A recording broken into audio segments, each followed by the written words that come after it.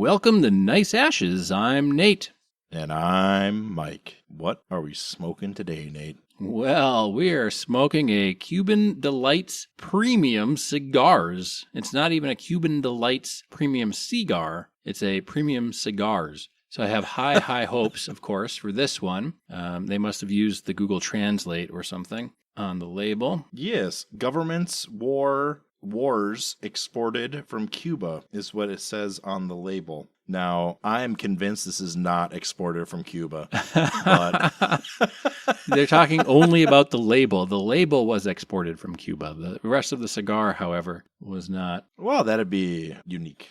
Yes. The end of my cigar where we light is pretty rough. It has a kind of a crater out of it. I took a picture for the Instagram. And then about an inch up, there is a torn bit of the wrapper on mine. So... Oh, mine looks perfectly fine. We will see.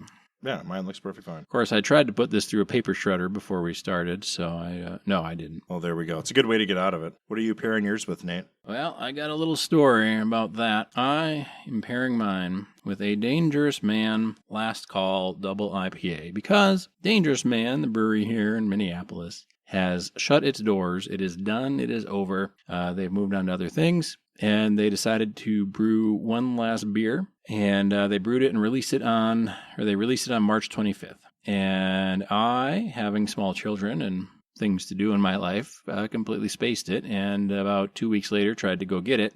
And I didn't see it in any stores, and I called the place close to me, and they said that beer only lasted a day and a half on their shelves. So I was pretty bummed, but then we were going to make a trip. And so about an hour outside of the cities, we stopped in at a liquor store, and they had four packs left of it. So I grabbed two because I'm not Jeff Bezos. You are not like me. I would have bought every single one. Even if I didn't like it, I would have gave it away. What are you pairing yours with, Mike? Well, it's going to be a little different this week. A little different taste for the palate. It's going to be Guinness Draft Stout. Just, hey, It's new. Yeah, it's weird. It's new, yeah. There's a theme. There's a little bit of spice on this stick, Mike. I think I prejudged because I'm liking it. I only have a quarter inch down, but I like it. It's not bad. Mark down your score. This was Cigar Aficionado, the show. We're done smoking. Oh... That's not how we do it here. That is wild. I mean, I literally just took off like 3 puffs, and it's a quarter inch away. It's psychotic that they do that. Yeah. What are we talking about today, Mike? Well, it's a topic that's been in the news cycle for a little while. All right. It's related to current events. Sure. We are going to talk about Project Esther. Okay. Have you heard about Project Esther? No, the only Esther I knew was the dear old lady. Bless her soul. I also knew an old lady named Esther. Not a common name anymore, unfortunately. So, no, I haven't heard of Project Esther. I was just relieved that you weren't talking about my topic for next episode, which is also kind of current event-ish. Oh, well, there we go. There we go. So Project Esther, what's that all about, Mike? So Project Esther is a national strategy to combat anti-Semitism developed by one of our favorite organizations on this show, the Heritage Foundation. Hell yeah. Hell yeah. They got their hands everywhere. Well, they have to. It's tough putting out, if you didn't have your hands everywhere, you wouldn't be able to put out as many reports as they do. And that's really the goal, right? Is to put out as many reports as you possibly can. Well, I agree. They kind of took over for the Cato Institute, which I used to get emails from back in the day. Yes. And always interesting, the Heritage Foundation. They're in the news because a lot of the points of this plan is what's being used as an excuse for rounding up student protesters right now. Sure. Here at the end of the school year. Does this have anything to do with all the Free Palestine stuff when people say that and other people get mad? Yes, this is exactly to do with that. I don't understand any of that stuff. Define. Well, I don't know why people will get upset about people saying Free Palestine, and I don't know why people would want Palestine to be free or not free. I don't understand either side of the argument. I don't know what the argument's about, really. I mean, we attempted to do an episode about that once upon a time. Oh, I remember that. I remember that. I don't remember all the We specifics. could, So I just we don't need to get rehash in. that this year. Yeah, we can. We don't have to get deep into it, but just like a quick summation of if the Free Palestine stuff is coming back in this episode, we should probably do a quick rehash just so that I know what's going on. Oh, absolutely. So there's a disagreement about the Israeli state and what the Israeli state is. Historically, Israel began after the Second World War. There was an agreement amongst European powers, and the British Empire gave up a portion of land that the empire conquered. And they devoted this land to have a Jewish settlement via Zionism and all those things, and created a Jewish state. And Zionism was very popular amongst Christians of that time. Sure. And there was a big Zionist movement amongst like evangelicals and non-mainstream, quote-unquote mainstream Christians of that era. And one of the founding principles was that a state of Israel had to exist for at least so many years before Jesus could return. And there was a lot of biblical prophecy, and that's kind of the idea behind it. Okay. And the current fight is about the fact that the Israelis have largely pushed the Palestinian population into open-air prisons that have no control over their borders and no control over their resources. So, And that's bad. well, I'm just kidding. 50% of the population of like Gaza specifically, 50% of the population of Gaza is under the age of 18. And Gaza has been an open-air prison for longer than 18 years, meaning that if you live in Gaza, you cannot leave because the Israeli government keeps you there. And all food, all electricity, all water, all resources are throttled by the Israeli government because it's completely surrounded and they have no border autonomy independent of Israel. So the population there is largely born in a prison colony that they had nothing to do with the creation of. They're just kind of living in this place. Similar to how North Korea has multi-generational slave labor camps. Okay. That's kind of how Gaza is set up, because they can't leave or go anywhere without Israeli approval. Okay. And we know for a fact that Israel actively monitors how much food is allowed to go in because they don't want the Palestinians to get over a certain calorie count. It's pretty crazy when you get into the details. Yeah, it sounds what's awfully going on. scientific. And of course, Israel is our ally governmentally. So when people say Free Palestine, it's kind of not really going against our government, but our government is buddy-buddy with Israel, right? Our government gives billions of dollars to the Israeli government for their military. And they are a major U.S. ally in the region. And Israel and the United States are considered a voting bloc in the United Nations and other international organizations. So they are very entrenched with us. Also, AIPAC, which is an Israeli political action committee, gives huge amounts of money to our elected politicians to create pro-Israel policy, and there are some accusations that they should be banned and that they are in fact a foreign government's intelligence agency, like basically. So there's some pretty serious accusations, credible accusations that Israel is illegally giving money to our politicians to create policy that's beneficial to their government. Yes. So, and it's also true that Israel funds a lot of their social programs because we give them so much money. So, for example, they have universal health care because they don't pay for their military, we do. Yep. So while people starve and die on the street here, Israel has universal health care for their people because they don't pay for their military. They don't pay for their prison labor camp, basically, in Gaza and the West Bank.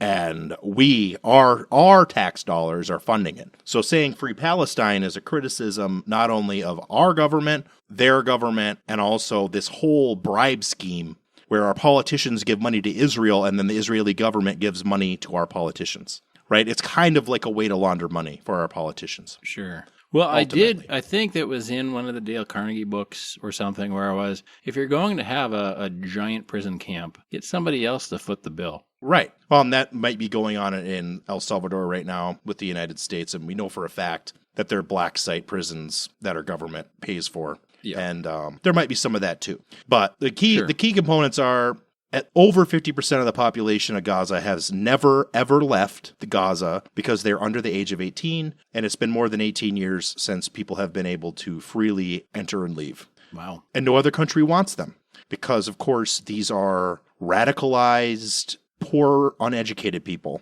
And what country wants to take on 1 million radicalized, uneducated, poor people? That's not feasible. I wonder what radicalized them. Right. I wonder what radicalized them. Probably an Israeli. So the Israelis have a phrase called mowing the lawn. Okay. And what mowing the lawn is to send the IDF soldiers, which are the Israeli soldiers, into the Palestinian zones to randomly murder children, to mow the lawn, chop the heads off the grass, right? That's what they're trying to do, is to just to mow the lawn. So it's pretty brutal. The Israeli government's bad. And then this is the worst part, this is the dangerous part, is that places like the Heritage Foundation that are really pro-Israel, and we're going to get into this with Project Esther, they want to link anti-Semitism with anti-Zionism, which is being anti-Israel. And that's a really dangerous thing because Jewish people across the world have little to nothing to do with the state of Israel if they're not in the state of Israel, right? Yeah. Like, that is a government that they have nothing to do with. So linking those two things together, definitely dangerous. Yeah, and I mean, there's a lot of Jews that aren't even Zionists themselves. Well, that's the other thing, is that huge segments of the Jewish population in the United States specifically are anti-Zionist. Yeah. So saying that it's anti-Semitic to be critical of Israel is like a bold lie, for sure. Yeah. Because the Jewish population itself is not behind Israel. Like, certainly there are Jewish people who are, but it's not like being Jewish does not make you behind the state of Israel, right? Like, those are two separate things. Yeah, that's not a causation. It might be a correlation, but a thin one at that. Even a thin one at that. The majority of the Zionists in the United States are evangelical Christians who believe in the concept of a rapture. Yep. Which is not biblical at all. Yep. Well, and they believe in like the sacred ground or something, right? Like, yes, there's a lot of that. Stuff like that. You know, the Shroud of Turin. There's a religious, there's a religious element because the majority of the Palestinians are Muslim. There are Palestinian Christians also. Yeah. And there's also the divide and conquer indigenous strategy that this is semi-controversial. There's an ethnic cleansing element because the majority of Israelis are Ashkenazi Jews. So when you get to like Benjamin Netanyahu, who's the president of Israel, or prime minister, or whatever the fuck he is, his name is like Makoviak or something. Like, he's like Eastern European, just like, who's that actress's name? Who was in Snow White? Rachel Zegler? No, the other one. The hot one. There was more than one actress in the... Yeah, there was more than one actress. The Evil Queen was not the hot one. Come on now. She's jealous of Rachel Zegler's good looks. Silly goose. I can't remember her name, but her name... The movie. Yeah, anyway, her last name is Greenstein. Like, so these people who are Israeli, they change their last names to like Middle Eastern sounding names, when in fact they're Europeans, which it's a well-known kind of fact that genetic differences between the European Jewish population and the regular European population are negligible at best, right? Yes. There's certain trace alleles that you can tell the difference of, but the majority of the genetic code is similar because, of course, over the 2,000 years of intermingling that has occurred in Europe, the majority of Europeans have pretty similar genetic patterns that are regional, not cultural. You know what I mean? Sure. So that's why there were so many like blonde-haired Jewish people in Germany that were affected by the Holocaust and things of that nature, right? Like, it's pure insanity. From an American, we're Americans, so we have a different perspective about those things than like Europeans 100 years ago, for sure. But yeah, so that's a little background. So it's all, and I guess I don't want to sound totally on one side. The fact is that the Palestinians are radicalized and they're probably dangerous. Like, not every Palestinian, but as a whole, they are probably a dangerous population to Western countries, potentially because of our own actions. Yeah, right? Or inactions. Or, well, in the United States' case, it's actions. Other countries, possibly inaction. Yeah.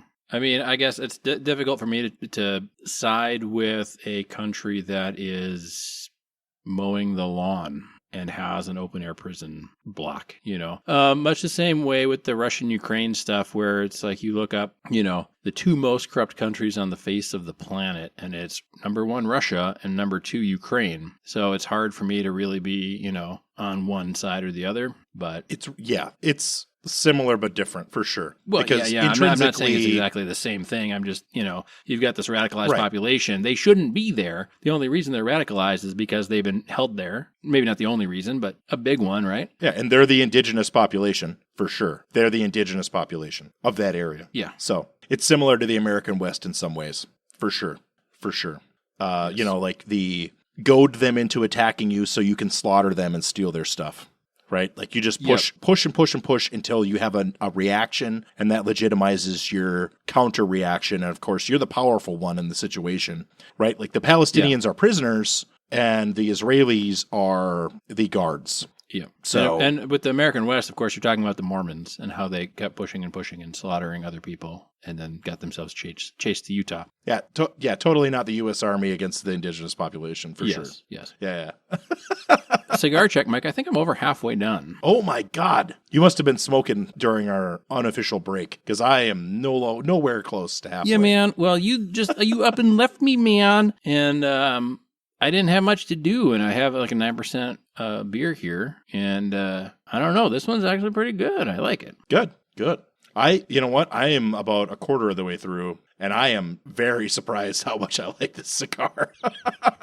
I didn't think I was going to like it when I looked at it, but it's pretty good. I think it's good so far. Yeah, it's, we'll talk more at the end, of course, but so far it's been way more impressive than, I was making fun of the label at the start of the episode, so I'm sorry. For sure. I didn't know what I was doing. So, to get into Project Esther. Yes. This is, of course, created by the Heritage Foundation, a well-known conservative think tank, and it aims to address and counter anti-Semitism in the United States. The project is named after the biblical Queen Esther, of course, who saved the Jewish people from genocide in ancient Persia, an event that is possibly not real.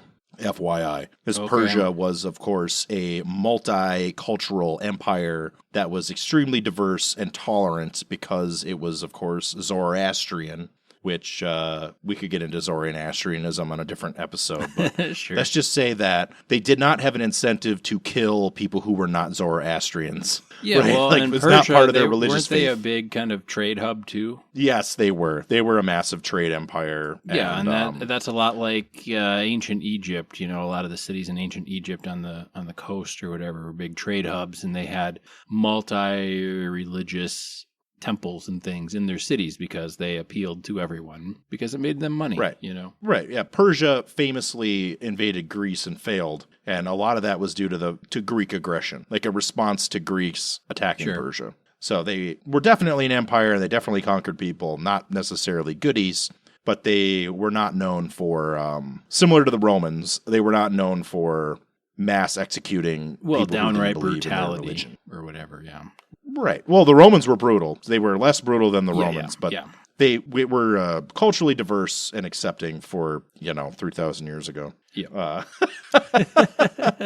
So we'll get into the points here. Yes, let's do so. And it's pretty easy, by the way. The Project Esther is a quick read if you wanted to read it yourself. And it's on their webpage. It's not a secret. Yeah. So the key components of Project Esther are education and awareness. The project emphasizes the importance of increasing awareness and understanding of anti-Semitism, including its threat to America, and broadening appreciation of Jewish American heritage. This involves promoting Holocaust education, integrating information about anti-Semitism into federal diversity, equity, and inclusion, and accessibility training programs, and disseminating resources for unions and small businesses on recognizing and responding to anti-Semitism.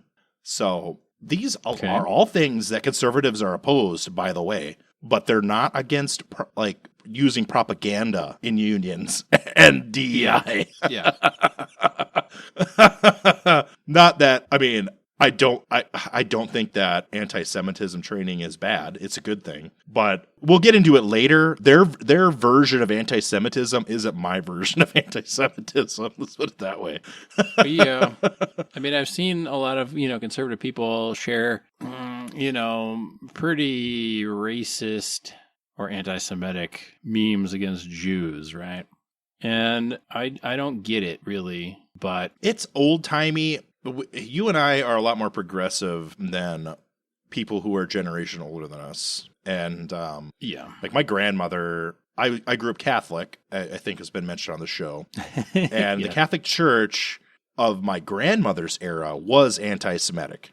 And World War II is what changed the Catholic Church's tone because, of course, the anti-Semitism of the Catholic Church fed into Nazism. Well, yeah. Of that era, for sure, because half the German population was Catholic.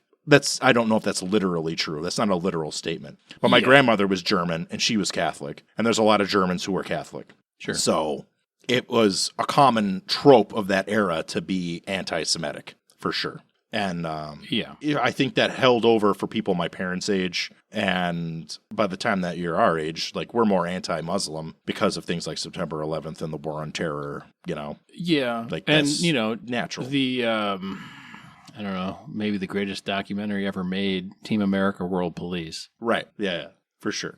So not even a chuckle, Mike, out of that one. I had to think about it. And I'm like, oh, dude, we got two terrorists going southwest on Bacalagadaka Street.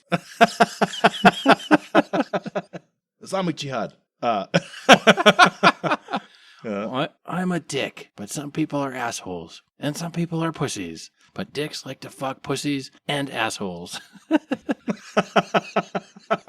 Matt Damon. Lighten the mood. So anyway, number 2 pillar here is legislative action. Project Esther advocates for legislative measures at the federal, state, and local levels to counter anti-Semitism. This includes passing laws to designate groups as terrorism-supporting entities, which can have severe legal consequences. The project also calls for the implementation of anti-racketeering laws to disrupt and degrade networks that support anti-Semitic behavior. And this is where the Palestinian protests come in. Because, according to Project Esther, the state of Israel is 1-in-1 with Judaism. So any anti-Israel protest, organized protest, counts as a terrorist support entity, and they want laws to go after the people running those protests as racketeers and terrorists.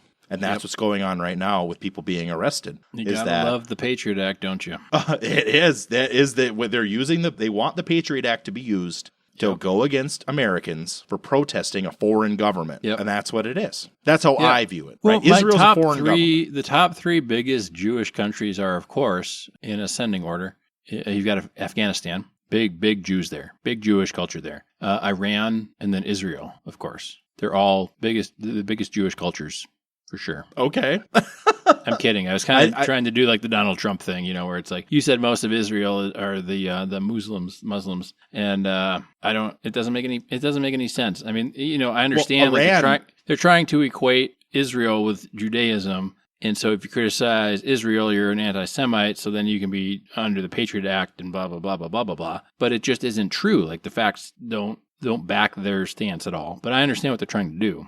The reason what threw me off is Iran does have a very large Jewish population. And Iran is obviously extremely against the state of Israel. But they have a massive Jewish population. And I don't know all the details behind that. I don't know the percentages. But, when you think of, when somebody says Afghanistan and Iran, you're not thinking Judaism. Israel, a little bit more so with Jerusalem and stuff like that. But Well, Israel was started explicitly as an ethno-state for Jewish people, and specifically for European Jewish people. Which, of course, has been subverted, right? Well, it's an ethno-state, but it's become like a military conquest. But not for Jews, though. It's a military ethno-state is what it is. It's intended to be for all Jewish people, but it's corrupt and murders people for no reason. So, it's supposed to be like the last refuge for the Jewish people when anti-Semitism is on the rise and, there's a second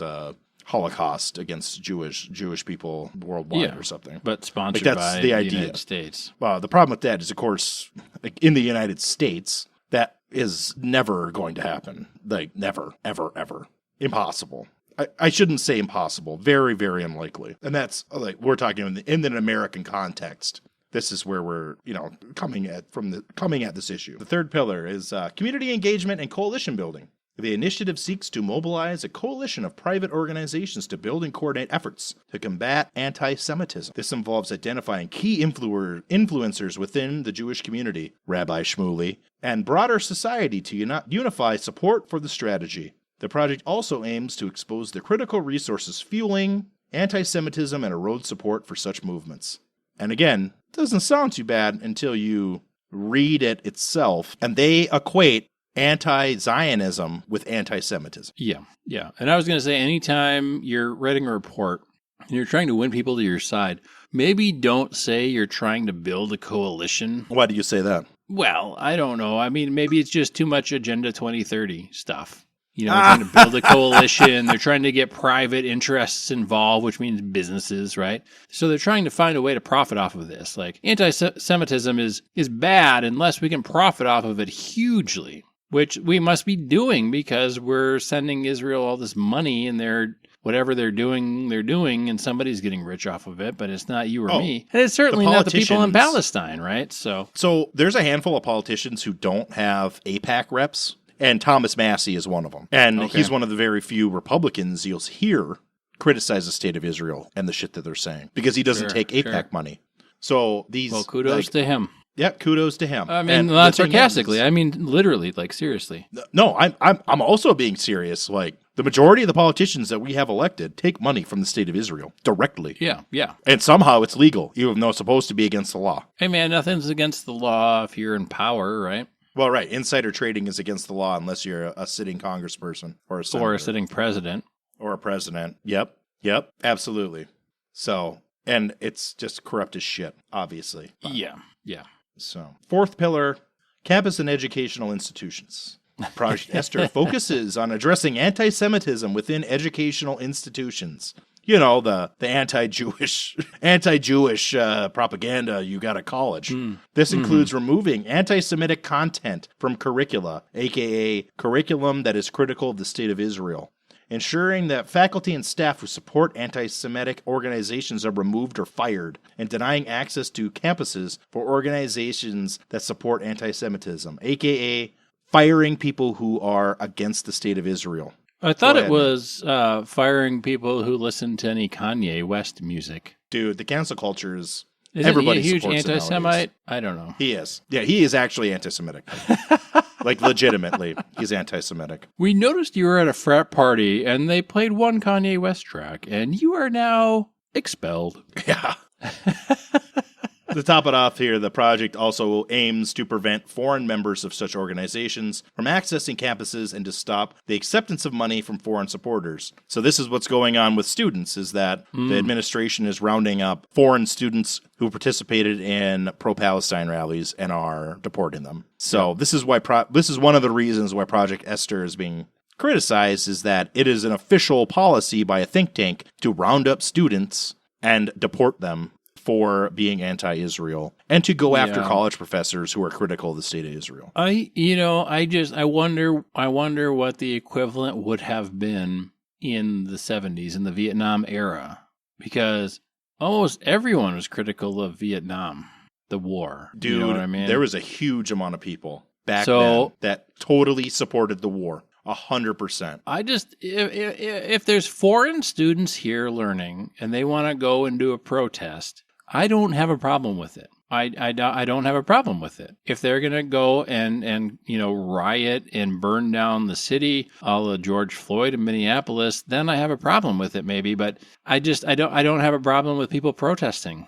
That's part of being an American, and I think even if you're a foreign student, sure, maybe technically the Constitution doesn't apply to you, but I think technically it should. I mean, shouldn't we be extending the same rights to our visitors that we extend to our citizens? To some extent, I'm not saying like you're here as a visitor, you get Social Security and this, that, and the other thing, but just in the grand sense of America doesn't stand for a whole lot anymore these days, but one of the things that makes America great is, make America great again, right? Is that you have the free speech and we're not criticized. We can say, fuck the president. We can say whatever. And even in England, you can't say fuck the queen or fuck the king unless you're in one specific, like, half acre of London. That's the only place free speech is allowed and tolerated. Otherwise, you can't criticize anybody in England. You can, but it kind of depends. Like, they can choose if they want to prosecute you on that or not. And I don't understand. It doesn't make any sense. Like, how much extra money do we have to round up people that are criticizing whatever? Who cares?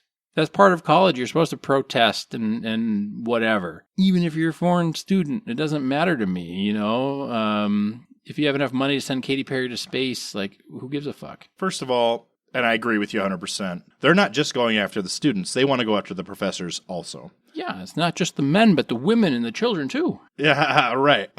Second of all, free speech in an American context. Free speech is a human right. It's not a fucking treat that you hand out to your friends. No. Free speech is a human right.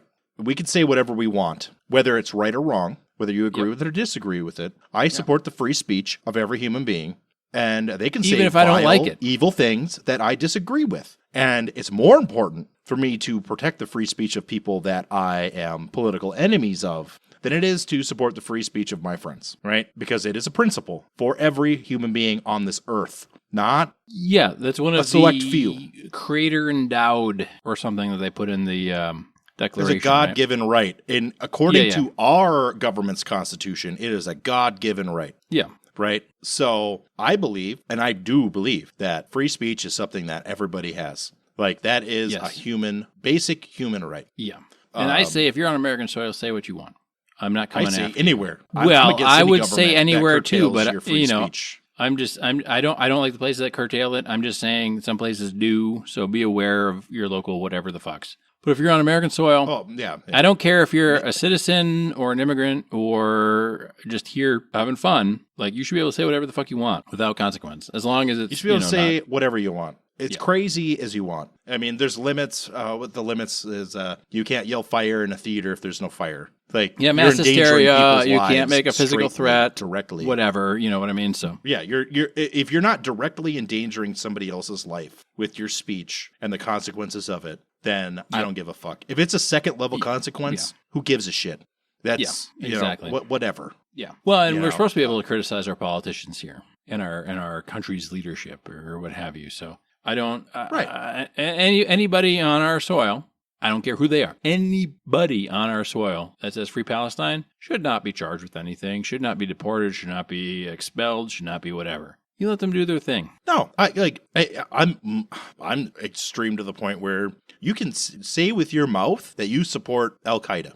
I'm against that personally, but it's your right to say that. I'm against Al-Qaeda. I'm against Putin, but you can say you're pro that. That's fine with me. Say what you want. It's America. I'm against communist China, and there's a lot of people that support communist China in this country, and I'm 100% against it. Yeah, I mean, I'm against Karl Marx, but yet you've got college professors still out there, so that's... there's people who claim to support Marx. Though there's people who claim to be Bolsheviks. There's people who claim to support North Korea. I'm 100% against North Korea. Yeah.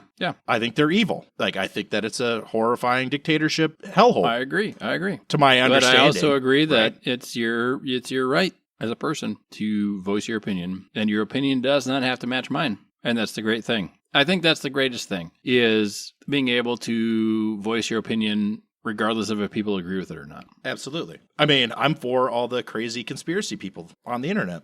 Oh, man, if somebody silenced them, I'd be so sad. Where's my entertainment? Where's that gone? A major source. I mean, Hollywood is sold out, so all I have left is the conspiracy theorists now. Well, exactly. Gal Gadot. That's the woman. That's the woman I was thinking of earlier. Gal Gadot. Okay, sure. Yeah, her name is Greenstein. Her real last name. Okay. Her family name is Greenstein. Okay. Which is like Eastern European. Yeah, right? As a tie-in to the Snow White, real quick. As a tie-in to the Snow White. Yeah. The hot chick in the movie is Gal Gadot. Real quick. I'm not that impressed with Gal. Some people really love her, and that's Her acting ability Good for is you. terrible, but she is very attractive. I understand that. Right, but so I told my buddy about X, Pearl, and Maxine, which is a trilogy. I would watch them in that order if you haven't seen them yet. But Mia Goth is the star of all three, and she is one of the most phenomenal actors I have seen in recent times. I don't know how much more I could like build her up. Phenomenal. And I was talking to my buddy. You just have the hots for her. She's the fucking tramp lady from that Ahsoka TV show, isn't she? No, she was not in Ahsoka. I thought she was. Dude. No, that was somebody else. I thought she was the blonde-haired lady. No. Come on. Somebody else. She looks very Get out of here. But if you haven't seen those three movies, you should watch them. They're kind of slasher-esque, but it's more along the lines of the original Texas Chainsaw Massacre, where it's very cinematic. And if you're a film person, they're fantastic. But she does such a great job, and there's so much like nuance and stuff built into her acting. And I was just telling my buddy about this today. I'm like, I don't understand how like Zendaya and Rachel Zegler get roles, and Mia Goth has hardly like no roles coming out, and like her acting is just phenomenal. Gal Gadot, not phenomenal. I don't know. Maybe she's been in something that's been good. I don't know what it is. Her acting is terrible, but she's extremely attractive. So she, yeah, she reminds me of like Shania Twain a little bit. I don't know why. Just like Shania Twain's extremely attractive too. Yeah, but I don't think she can act. I don't know. Oh no, she can sing a song, and she does a good interview. Oh yeah. I just mean like why some people are in certain places, and I'm a huge Mia Goth fan. I don't know. I'm gonna try and get her on the show, Mike, and you're gonna have to eat your words. All right, there we go. If you get her on the show, I will become a what the hell do they call them? A fanboy? No, I'm not a fanboy. A simp. Yep, that one. Look, she doesn't sell bathwater, I don't think. I don't know. I'll just pour Guinness into a glass and pretend it's her bathwater. There you go. All right, how many points do we have left, Mike? We got 1 point left. Okay. So we got public perception and media strategy. The project aims to influence public perception by portraying anti-Semitic organizations as threats to American values. Sure. This involves exposing individuals and organizations supporting anti-Semitic conduct to discourage such behavior and praising those effectively countering it to encourage others to join the efforts. Now, again, the key to all of this talk, because none of these sound bad on the face, right? Like I don't want people to be anti-Semitic. Like being anti-Semitic is dumb. Like it's stupid. I mean, yeah. But they explicitly state that the state of Israel, being anti-state of Israel, is anti-Semitism, and this is the leap that they want everybody to make. Yeah, and the other leap is they want you to think that people that are anti-Semitic are a threat to America. And we have people in America that think the earth is flat, that think humans and dinosaurs lived at the same time, or that think dinosaur skeletons were planted here by the devil to test their faith in God. Right. I don't understand how anti-Semitism is a threat to America. It's bad, of course, for sure. So is being a flat earther. But I don't know that it's a threat to America. That's like a whole other leap. That's like escalating this thing to a level not appropriate to its. So this is an excerpt, a direct excerpt that I'm going to have you. Sure. I'm going to read, and I'm going to follow it up with a statement. So hold on a second. All right. So this is directly from the Project Esther. The victim status of the oppressed in this view grants them license to pursue any course of action. Jews, Israelis, and all proud Americans in this case have been cast in the role of the implacable oppressors, and the Palestinians, Arab or Muslim, in the role of their victims. While this understanding of history comes straight from the pages of Karl Marx's Communist Manifesto, it can also be traced to Soviet agitprop and found in Adolf Hitler's Mein Kampf and other Nazi propaganda, which portrayed the Jews as the conniving exploiter of pure and innocent Germans. Karl Marx was Jewish. To my understanding here. Yeah, right? And some people would, and I've seen things, Mike, that have said that even Hitler might have been Jewish. So I listened to if it's true. A interview with Adolf Hitler's nephew, who was a British soldier. And the claims of his Jewish origin come from him during the war propaganda era. So it's very possible that it is true. It is also possible that it was war propaganda because Yeah. Adolf Hitler's nephew was a British national. Yeah. So it could have been part of the war effort. We don't know. Well, It would be fun to think that Hitler had of Jewish course. ancestry. And that's why I said I don't know. Who knows? Yeah, it would be fun. And then, of course, Project Esther talks about Hamas's attack on October 7th. And the key takeaway is that they want to muddy the water between being Jewish and being Israeli. And that's a dangerous thing, really. Well, they're working to change the definition of what anti-Semitism is. And anti-Semitism should be you're against Jews. You hate Jews. And they're trying to change it to you're against Israel, which is not necessarily Jewish. It doesn't have much to do with Judaism as it currently stands. Not really. No. I mean, as it currently stands, right? It's related, but reality, it's not. It's related, but in reality, like nowadays, Israel has not much to do with Judaism. So they're trying to make this connection, and it'll likely work. I mean, that's the sad thing. That's the sad state of affairs today is it'll likely work because if you can put people on TV and have them every half hour repeat that Israel is Judaism, and if you support Free Palestine, you're an anti-Semite, then people will believe it. And that's just the sad truth of today. Oh, for sure. The propaganda war is real. And like I say, anybody who is interested, go and look up the report. They're talking about like demonstrations and percentages. They have a little chart that's pretty cool. And it's literally pro-Israel versus pro-Palestine demonstrations. And they're like, oh, we're losing the war for demonstration purposes, because the majority of demonstrations are pro-Palestine and the vast minority are pro-Israel. Well, and they're just trying to conflate the issue. Yeah, they're just trying to conflate the issue. Like, the state of Israel has as much to do with Judaism globally as the United States does with free speech globally, right? Yeah. Like, I was going to say Christianity, but it's way less. There's way less connection because the United States, as much as the conservatives like to claim that the United States started as a Christian nation, we all know that's a fabrication. It's a bold-faced lie is what it is, Mike. I mean... It's a bold-faced lie. John Adams, the second president of the United States, founding father, said it was a lie. Yes. But what does he know? I mean, I'm not saying that John Adams is an expert about the founding of the United States being a founding father and first vice president. No, but we talked about this. Second president ever. Yeah. I mean, we talked about this before, though, is most of the founding fathers were Unitarian and not Christian. And they were mostly deist. Yeah. John Adams was Unitarian, but okay. Yeah, but they weren't Christian in the sense of the modern sense of Christianity, where Jesus is coming back to fucking wreak havoc and save the people that were devout to him and didn't. No, the people who were not. Whatever. The founding fathers who were Christian were almost all Anglicans, Presbyterians, and Catholics. Mainline, Methodists, Quakers, like the mainline American Christianity, as we call it. Yeah, and the first draft of the thing didn't even have the God-given right stuff, like the Maker, because, endowed by the Maker. And it wasn't even really like endowed by God; it was endowed by the Maker, the Creator. So it was left ambiguous on purpose because they fled religious persecution. They didn't want to exclude people that were going to vote for this, right? Right. Well, the drafters were primarily Jefferson and Adams, who were explicitly Unitarian and deist. So they don't believe in a God concept in the same way as a Christian. Yes.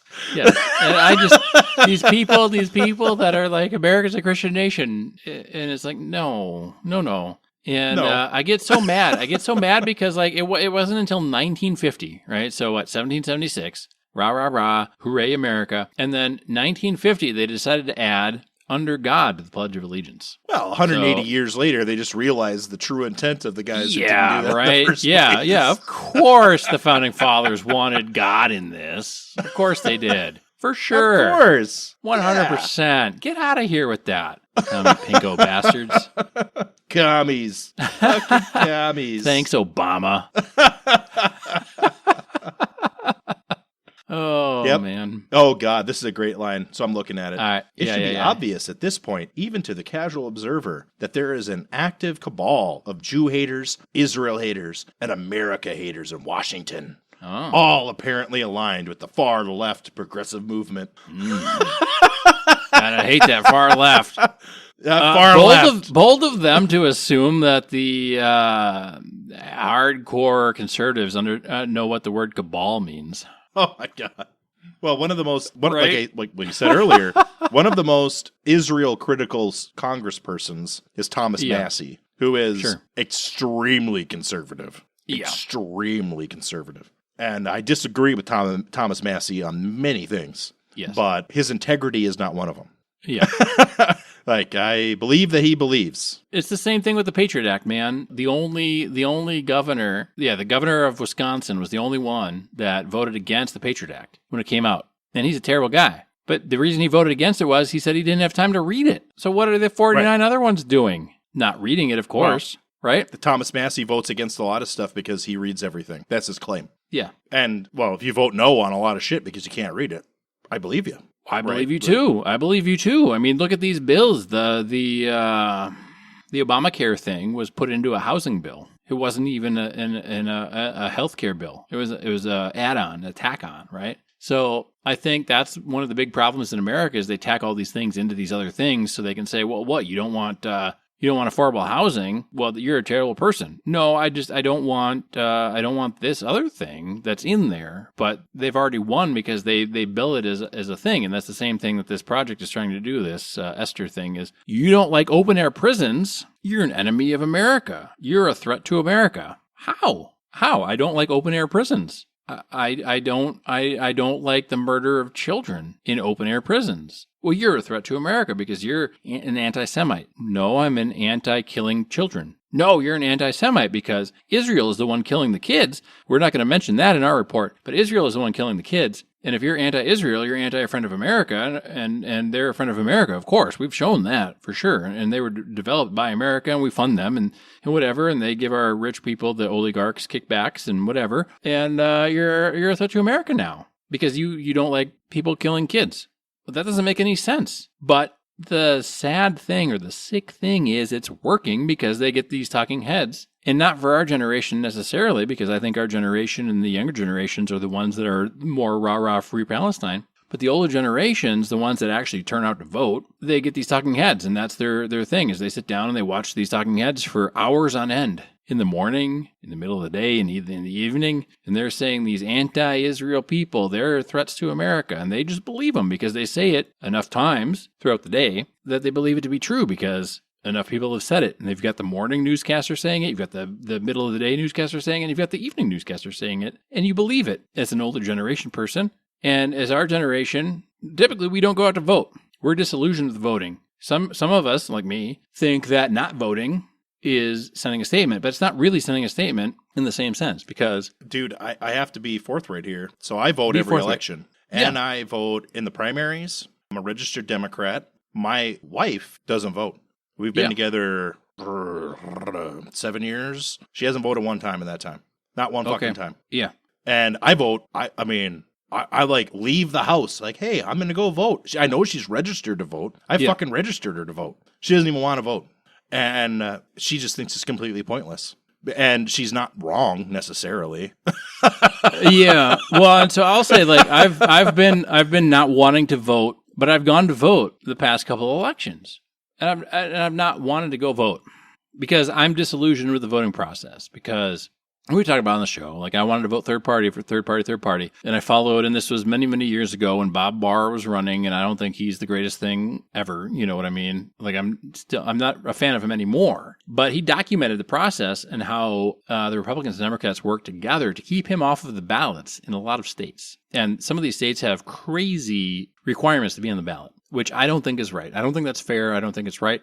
But I got disillusioned with it because I kind of saw like the layers were peeled back and they work together to keep people that aren't on the take from running and from being on the ballot. And you can see it election after election after election, at least for presidential. And I did go vote this last time, and I did not vote for Trump, and I did not vote for Biden because he wasn't on the ticket. And not that I would have voted for him anyway, and I didn't vote for Kamala. But, you know, when I go to vote, I always vote third party if possible or anti-incumbent. I don't even care. I just vote anti-incumbent. I don't want somebody to be there too long. So I'm a term limit proponent, I guess, is the long and short of it. Right. And voting is private. I respect everybody's right to vote however they want. Oh, yeah. And I'm not mad at people that voted for Trump, and I'm not mad at people that voted for Kamala. I'm not mad at that. You vote for who you want to vote. I completely understand. Like, you get to vote for who you want. It's an American right. This last election for president, I voted for Kennedy because he was on my ballot.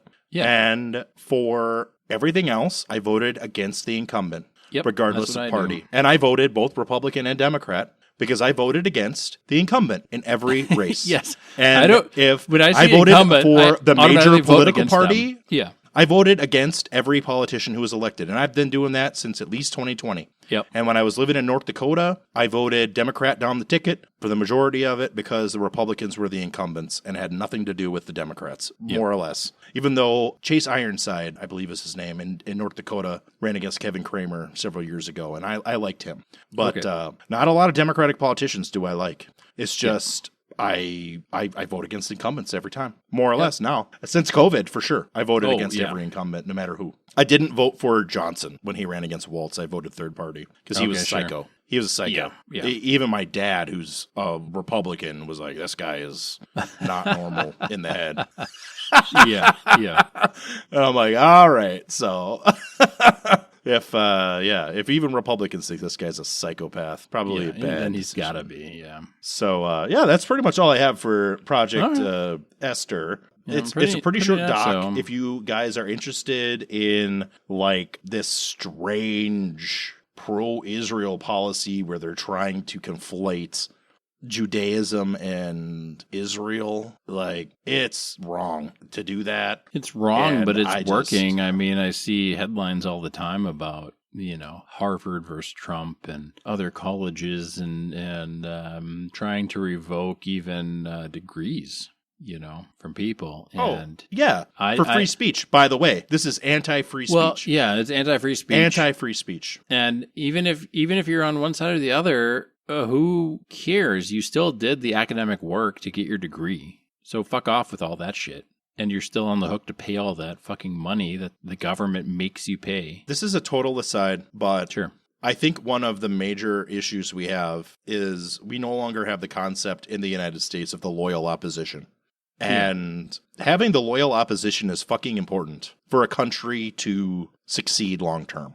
Right? Yeah. You can't be, it's like Sparked when those crazy bitches were saying that up north, everybody's a Trumper and I don't feel safe. It's like, bitch, you're the safest you've ever been being up here. Yeah. No person is going to attack you. If you break down, they're going to help you. Yeah. You go to some remote region in Israel, for fuck's sake, and see how they help you there. Right. Like, break down in a remote region of any country.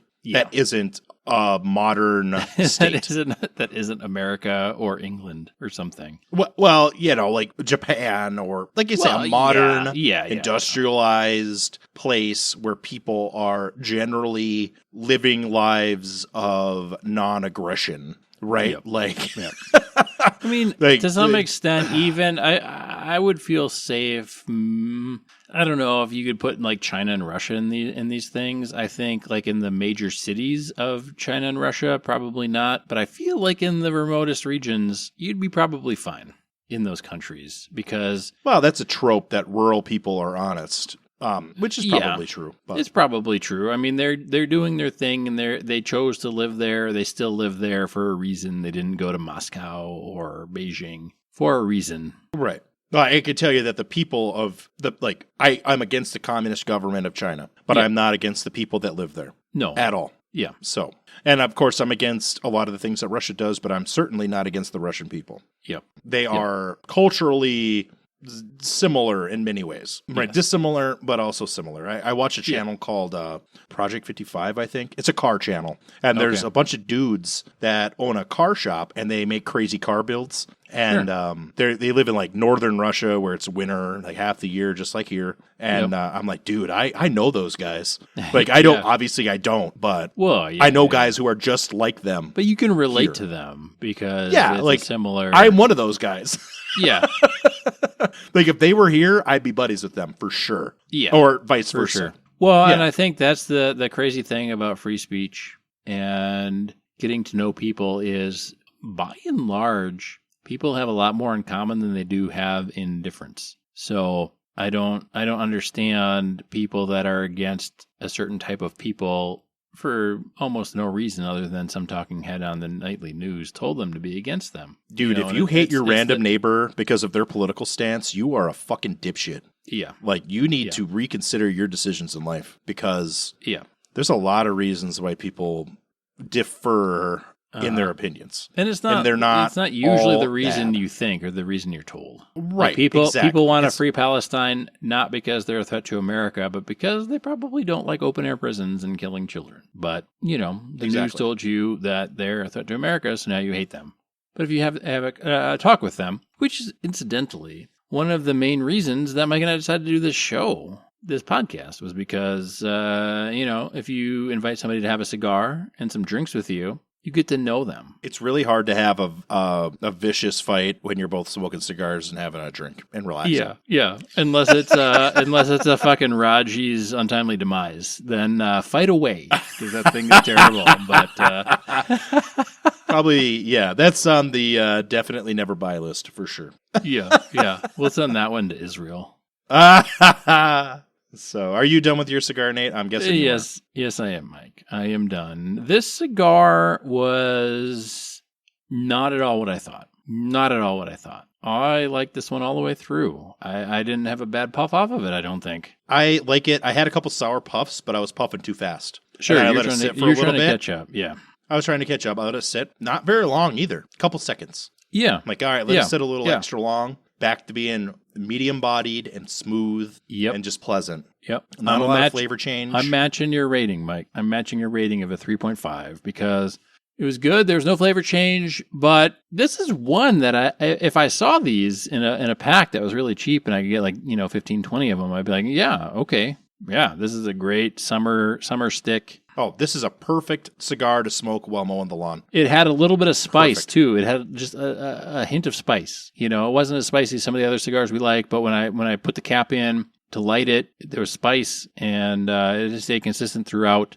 There wasn't anything overly offensive about it. I had kind of an uneven burn, but I did have that kind of like crater at the very beginning, which is on the Instagram you can look at. But the burn I was able to correct about the halfway point. So, and it didn't affect the flavor at all. I felt it was still good all the way through. And yeah, I retract everything I said at the very beginning about the weird name. How shitty the label was and how bad it looked. I had an even burn. Sure. I mean, this punched above its weight, for sure, because this is a $2 cigar, or less. 100%. This was a surprise. I thought for sure, I looked at it when I pulled it out of the humidor today to get ready for this episode, and I was like, okay, get ready. Prepare yourself for what this might be. And that was unfounded. It was completely unfounded. Yeah, I would recommend it. For the price, I recommend it, for sure. Yes, for sure. Not a bad stick at all. So, and check out Project Esther. Don't be a corporate shill and believe everything the media tells you, I guess, right? Think for yourself and do your free speech. Think for yourself, question authority. We support you. Think for yourself, question authority. Down with the man. Think for yourself, question authority. Thanks for listening. Be safe, have fun.